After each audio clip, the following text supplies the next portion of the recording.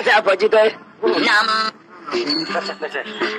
Kamu ada yang dikoroni marasa Praba Maria marasa kamu baru ya marasa ke apa ini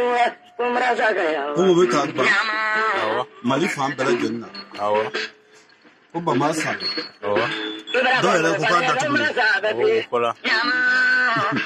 Saga ke situ marasa ga jara tuba kana sanga Ko ne te wo ko jara kan sama na marasa ka ko ne ji cho la hana ogon ne da dan kuma ni bice saya joro tenna marasa ga ji ko ni mun ka tungale marasa ga kun balandu awo ko ne balandu ay balole ne ya ko den toro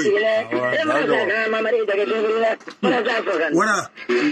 na do ni te kelende dazo me ko mo kashi kan ka jiguna yele kan ogon ocha ko mo yi sabali marasa ko kan ko mo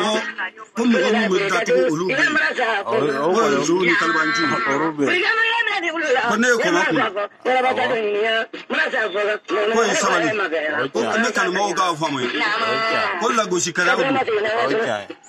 non de ne cho ba che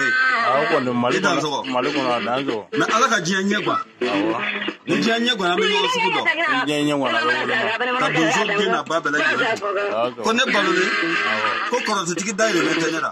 nyegwa daire metenera shuke daire metenera fama daire metenera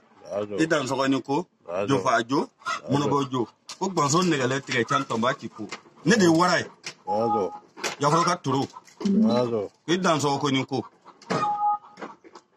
dazo ni yoro do ka bo ka fo yina o ga fle neti sam ko mbalo ni yayi dazo ya ko neti bla ko ka kulunge fe dugu ga fo ga jale ro idan so Ego